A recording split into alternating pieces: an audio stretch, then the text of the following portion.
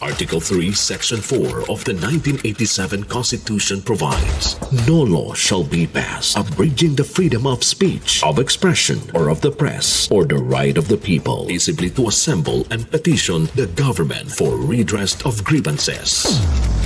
Maukini ang haligi ug sukaranan nga gibasihan ni ining tulumanon. Straight to the point. Tulumanon sa patas ug labas nga mga balita, interviews, investigative reports, undanon nga mga diskusyon ug di prinsipyo mga komentaryo. Straight to the point. Straight to the point. Kauban ang Cebu Metropolitan Catholic Mass Media Awards, Best Radio Commentator, Best Newspaper Columnist, and Best Public Affairs Anchor. Attorney Rufil Fernandez Banyok. Attorney Rufil Fernandez Banyok. Straight to the point. O karon, ania ang inyong anchorman. Somos aliquid adversus veritatem sed pro veritate. Wa kitay mahimo aron sa pagpakigbatok sa kamatuoran, kundi aron sa pagdapig sa kamatuoran. Straight to the point. Luzon, Visayas ug Mindanao, Pilipinas, og sa katawhan kutob sa mabot sa tong Sibya sa tibuok kalibutan via internet. May buntag ug kumusta live gikan sa Queen City of the South, Cebu City, Philippines. Welcome nining atong tulumanon ug inyong tulumanon. Straight to the point. Kining po inyo boss kanagad sa kahanginan sa kasamang Rufil Fernandez Banyok. Maoy padayang makig-uban kaninyo nining laing adlaw sa atong pagpakigbisog. Adlaw karon mga kaigsunan nga Sabado. Happy weekend naton tanan. O gabuan karon pizza 16 na mga higala. Buwan karon sa Agosto tuig 2025. Straight to the point. Sa gihapon ang tagantag pagtagad ang mga issues nga may labot ang lungsod. Nagbagang mga expose, nagunang mga reports. Dinhilamang gihapon mga kaigalan sa atong paguban-uban nining atong tulumanon ug inyong tulumanon. Straight to the point. Naguna sa atong mga hisgutanan karong buntaga mga kaigsunan. Insidente sa pagbaha og landslide na sinati sa pipila ka bahin sa Sugbo subay sa padayong pagbunok sa uwan. Straight to the point. Sabi ning uwan-uwan mga higala, oy, imbes kay makalimot nata sa flood control project, pahinumduman kita, matag uwan mahigala, mahinumdum kitang QM Builders.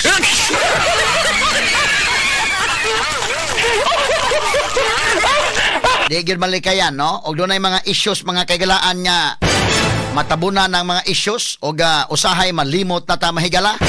Kay labihan kadaghan masad mga issues nga atong tukiunon. In fact, kita des DYHP maulahin naman lang gani ko ang atong balita naguna. Pero ang akong komentaryo usahay, naguna na to mga balita, abtik na to mga reporters.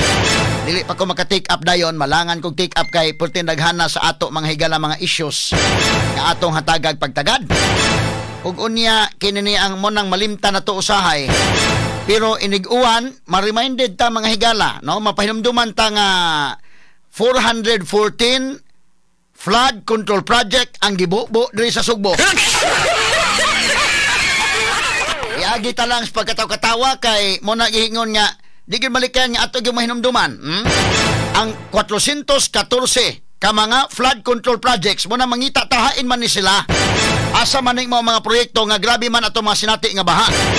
Mao kana nga bisan pa og kana na ang daghang issues malimot no tata iniguan mubaha mahinumdum gyud ta 414 projects ang top 10 flood prone provinces nalupig na to kay kita bisag di ta apil sa top 10 nga bahaunon nga mga probinsya apan kita nakakuha sa ikaduha second ta top 2 ta nga nakakuha og mga projects. Unya kay top 2 man ta, hay man nilapit gipamutang. Kining mao mga proyekto. Mo na gusto to mahibaw ana asa man ni, pwede ba ming mahibaw nato Department of Public Works and Highways? Pwede ba malista ninyo, ma-enumerate ninyo hain ni mga projeka? Straight to the point. Kaya di man nato na malimtan. Ugwa ni mga higala karon gi yagyag ni Presidente Bongbong Marcos. Wa pa ta masayod og tininuod ba gining iya o giinisyalan lang niya ni yagyag. Or baka panggukod ni skunta lang siyang politika. Tanawon sa nato mga kaigalaan kay kinilabang background ining Marcos mga sukit tigpaminaw porbida. Medyo makaingon ta mahigalag. Dili ba pod ingon nga anti-graft crusader ni. Straight to the point. Basin og manggukod lang ni skuntasan. Kung seryoso siya ini mga higala, ato tanawon ha, ma-evaluate man nato. Seryoso siya ani or ang pagukod ang kontra nahala tanaw na to kung kinsa ni kay nganuman tungod kay ang Sugbo mga higala kadakong kwarta di ay sa gibubo mga higala sa Sugbo pila ka bilyon ang gibubo diri para sa flood control project apan nganuman murag wa may impact diris dakbayan sa Sugbo dakbayan sa Mandawi dakbayan sa Talisay dugay naman kay na problema ha wa may impact kanang maong gibubo mga kagalaan nga binilyon dinhi mahigala sa probinsya sa Sugbo. Straight to the point. Kana nga mangutan na ta kay og usahay malimot na lagi ta pero kung muuwan mahinumdom di kan malikayan nga mahinumdom ta. Muna kasamang Inday RV bisag magkaingon ta nga bisan limtanon man gyud unta ko di gyud ko makalimot nimo. Sana mo sa kong tingog ha kay video more or less sa man gyud no. Limtanon man gyud unta ko di gyud ko kalimot nimo ang QM Builders lang daan ano na yung mahinumduman atol sa ting uwan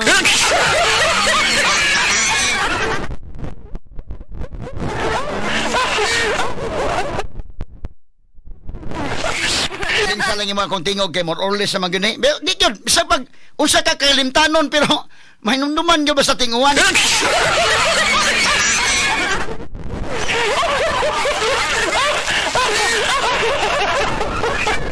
Kung nakalimot naman ako ng isyo, daghan makay kong tukiunon isyos, oy.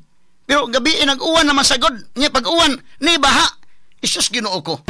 Ato na hisgutan ng buntaga mahigala sa itong pagbanuban usab nining atong tulumanon inyong tulumanon. Straight to the point. Samtang sa Pikas Bahin 17 ka mga opisyal sa lalawigan sa Bohol gitaktak sa serbisyo sa Office of the Ombudsman tungod sa unauthorized construction o operation sa usa ka pribadong resort sod sa protected Chocolate Hills Natural Monument sa Sagbayan, Bohol. Straight to the point. Doon na nga disgasya mahigala ha. Adtong ilang gitukod-tukod nga resort.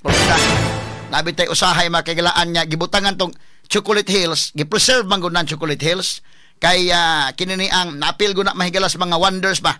Ha? Unya kun naay mga structures nga ibutang diha mawa ang iyang Serenity Inday RV. No mura bag nahi siya ba? So proteksyonan gud nang maong lugar nganong naa may resort na may swimming pool dito sa tunga-tunga sa bukid. Tuwa natikalbong gyud ang ombudsman mahigala ni ingon gyud nga di na mayo. Ato ni hatagay pagtagad karong buntaga sa atong pabanuban usab nining atong tulumanon ug inyong tulumanon. Straight to the point. Ang ilang gobernador o uban pa mahigala mga opisyal sa administrative aspect sa kaso, giwarningan lang sila in the RB. Giwarningan lang sila. Pero sa criminal aspect, ni-recommend nga pasakaan sila kaso. Hinumdum atong Captain Speak katong giadto ni Idol Boyke. Hinumdum mo Idol Boyke nga niatos Bohol nya ni sayo-sayo pagkanig banakon dance. Katong maong Captain Speak kwanto gitukod to dito unya kana na ang ilakod to napalit nga yuta mao mo na bisag imong napalit ang yuta do na mo mga restriction sa gobyerno nga angay kang musunod ha unya kadto do na mingadto nga vlogger wa ra gito mga higala untay wa man to masakpi gyud unta ba do na vlogger nga niadto unya murag wa ra gito tuyo in the RV kana ingon to vlogger nga atong i-promote ning imong resort ma'am no ya sa mapopromote dong ato ning videohan unya ato ning i-post nya magkuhan ko kana na ang kinini ang kamera unya do na tay drone atong paluparag drone ana makita na nindot kay ng imong resort unya daghay na manganhi wala gyud tuyo ang mga sugid di paminaw tuod man gi paluparan og drone gi pakuan do na mga pictures nindot kayo mga higala gi post sa Facebook sus nakit-an daghanay nakakita mga sugid di paminaw o sa dihang nakit-an mga kagalaan sus mingon naman oy di man maayo ni naman sa Chocolate Hills gibutang nakalapas ni sa mga balaod mahigala sa Department of Environment and Natural Resources ato mga environmental laws na lapas ani resulta may imbisigar ang ombudsman nga suspenso sila karon do na nay desisyon mga sukid tigpaminaw porbida kantarig pagtagad ng butaga sa atong pagbanuban usab nining atong tulumanon ug inyong tulumanon. Straight to the point. Unya katong bukid nga napahak nga gipahak ni Gwen Garcia dito sa Balamban unsa man to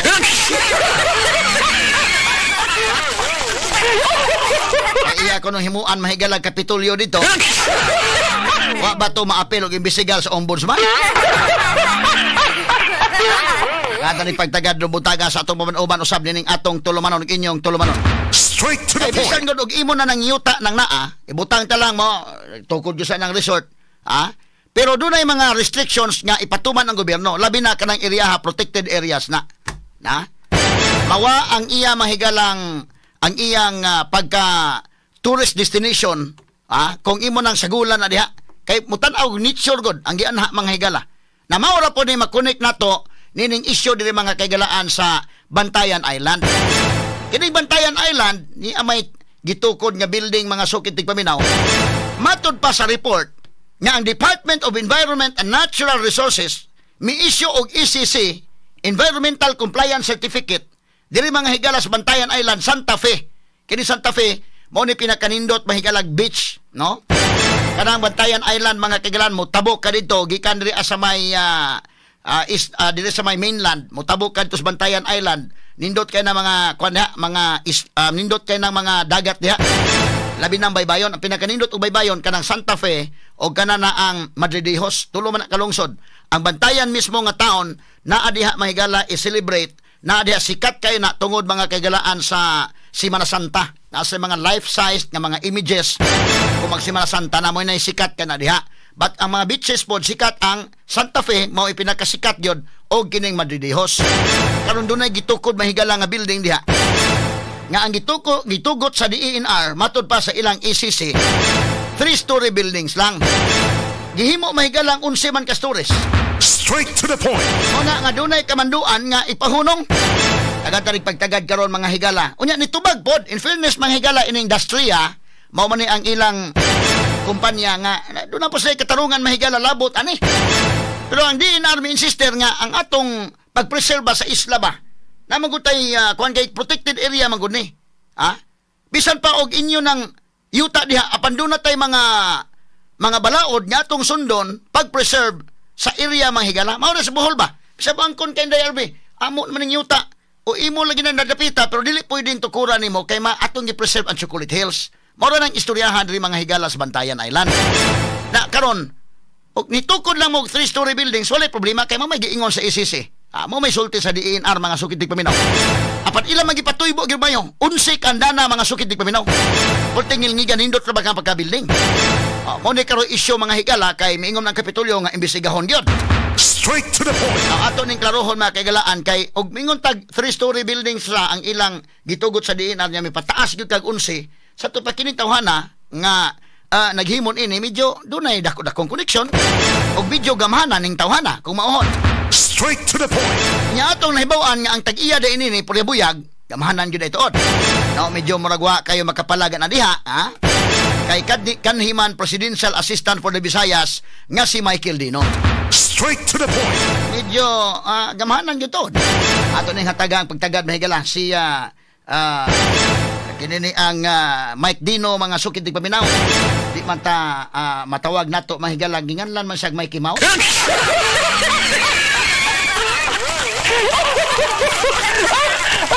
Good morning ni Madia. Good morning Michael Dino. Kay kinini ang wa pa gyud ko nakakita na ko Michael Dino pero wa may istorya hay gyud nga kanang naka-istorya kita niya ba unsa gyud kaning tawhana. Kay medyo og maka-istorya ta ni mo kiskis tas kuko ini niya.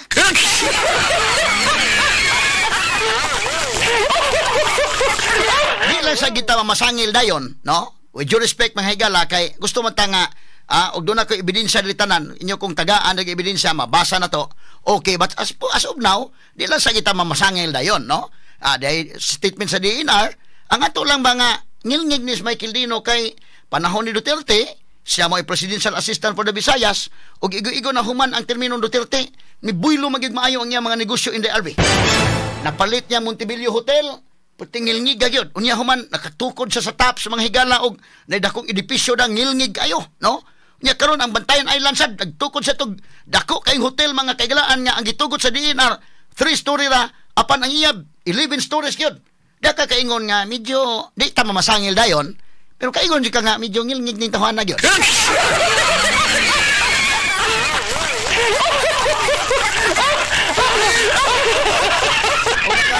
Istorya at ani may ikiskis ko kuha niya patakod tagamay unsa kani ang sulti.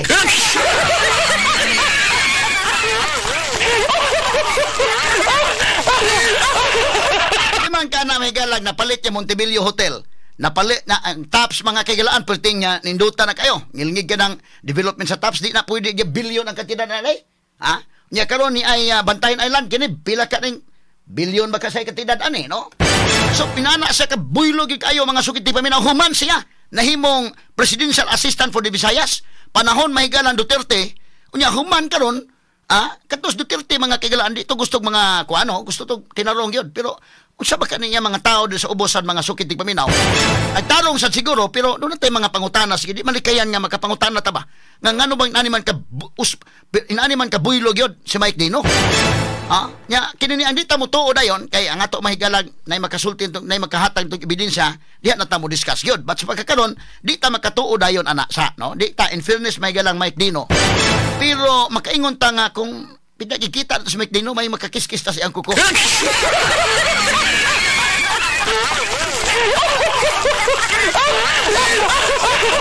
in fairness ni Mike Dino negosyante man sa gina siya in fairness kanang negosyante god kamo man mo patuytoy og kwarta so malagmit nga sa iya ning negosyo pero negosyante naman sa daan before siya nahimong presidential assistant for the Visayas in the RB wa man makatukod mga dagkong edibisyo pag human gyud dagko sulbong gyud kayo niyang mga edibisyo mo na nga di malikayan nga makapangutana ta no ngano kaniha well in fairness niya okay ra siguro pero dunay daghan nga nakasulti nako labot ni Mike Dino nga antigo gyud kuno ni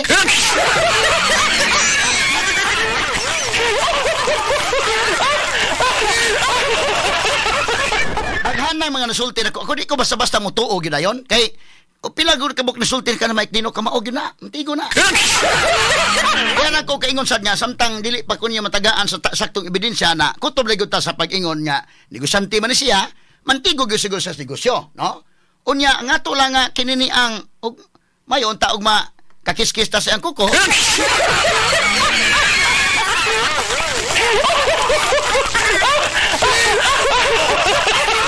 buhan maka tiba-tiba po tayo napita nga maka kuan sa ta kinini ang mantigo sa taon saon pag panginabuhi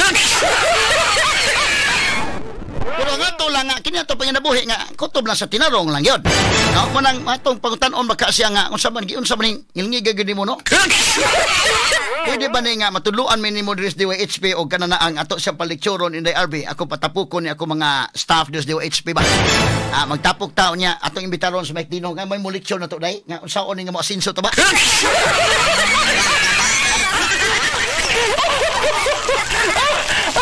ayos siguro niya palikturon may mga financial management inana no ato yung pagtagad lumbuntaga sa tumuman-uban usab nining atong tulumanon ug inyong tulumanon Straight to the point. samtang sa Pikas Bahin Mandawi City Mayor Jonky Uwano mo pasusi sa tanang flood control projects nga gipatuman sa dakpan sa Mandawi nga nakakuha og labing daghan nga mga proyekto matud pa 3.8 billion pesos ang dia sa may Mandawi Straight to the point. ay ka ato niya pagtagad sa mga kagalaan samtang sa laing bahin ni amay libreng sakay initiatives paimbestigahan sa kagamahanan sa dakbayan sa Sugbo subay sa taho nga ang mga modern PUJ gingong wa na mo pasakay og mga pasayro Straight to the point. ano nga naman mo pasakay unsa man ning kalakihan o sa Pikas Bahin public interview sa ombudsman ipahigayon karong Agosto 28 lakip sa kandidato sa mong posisyon si DOJ Secretary Crispin Remulla Straight to the o point. lakip sa atong nailhan nga taga Sugbo mao si Justice Geraldine Faith Ikong Straight to the point. kumusta man ang mga background ani no ombudsman ka gani